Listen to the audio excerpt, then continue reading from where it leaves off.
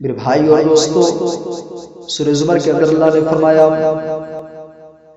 قیل ادخلوا ابواب جہنم خالدین فیہا، کہا جائے گا اب جہنم کے دروازوں میں داخل ہو جاؤ جہاں ہمیشہ ہمیشہ رہنا ہے۔ فبئس مثوى المتکبرین، تکبر کرنے والوں کا، گھمنڈ کرنے والوں کا ٹھکانہ بہت ہی برا ہے۔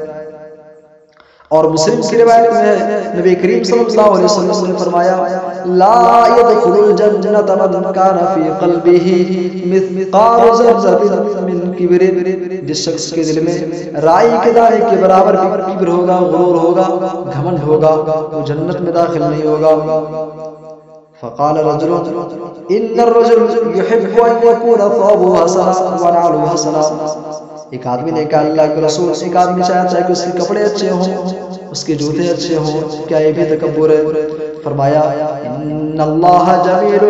ان اللہ جمیل یحب الجمال، سنو اللہ خوبصورت ہے اور خوبصورتی کو پسند فرماتا ہے۔ الکبر بطر الحق وغمط الناس، تکبر کہتے ہیں حق بات کو پیٹھ پیچھے پھینک دینا اور لوگوں کو حقیر سمجھنا۔ پھر بھائی اور دوستو، آج ہماری سوسائٹی کے اندر، ہمارے معاشرے کے اندر تکبر نام کی وبا اس قدر پائی جاتی ہے کہ کسی کو اپنے مال و اولاد پر گھمنڈ ہے، کسی کو حسن و جمال پر گھمنڈ ہے، کسی کو اپنے علم پر گھمنڈ ہے، جبکہ نبی کریم صلی اللہ علیہ وسلم نے تکبر کو جہنم کی صفات میں سے ایک صفت قرار دیا ہے۔ متفق علیہ روایت ہے عن حارثة بن وهب رضی اللہ عنہ قال سمعت رسول اللہ صلی اللہ علیہ وسلم يقول الا اخبركم باهل النار، اے میرے صحابہ کیا میں تم کو جہنم کے بارے میں نہ بتلاؤں؟ فرمایا كل عتل جواز مستكبر، ہر سرکش، جواز،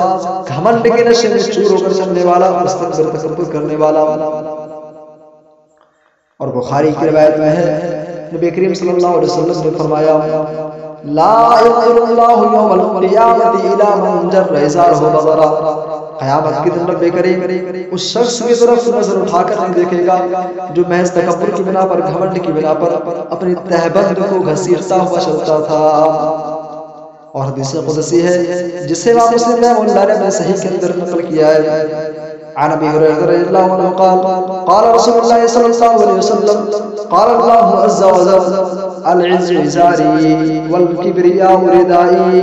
فمن ينازعني في واحد منهما عذبته۔ نبی کریم صلی اللہ علیہ وسلم نے فرمایا، اللہ فرما رہا ہے کہ وہ لوگوں عزت سے ازار ہے، کبریائی میری ردا ہے، فمن ينازعني في واحد منهما عذبته، جو شخص ان میں سے کسی ایک کے بارے میں مجھ سے جھگڑا کرے گا میں اسے عذاب میں گرفتار کروں گا۔ سامعین کرام، تو خلاصے کلام یہ ہے کہ تکبر صرف اور صرف اللہ سبحانہ وتعالیٰ کی شان کے لائق ہے۔ انسانوں میں اس صفت کا پایا جانا مذموم ہے، اور جہنمیوں کی صفات اور گناہ کبیرہ میں سے بھی ہے۔ اللہ تعالیٰ نے ایسی صفت کے حامل انسان کے لیے قیامت کے دن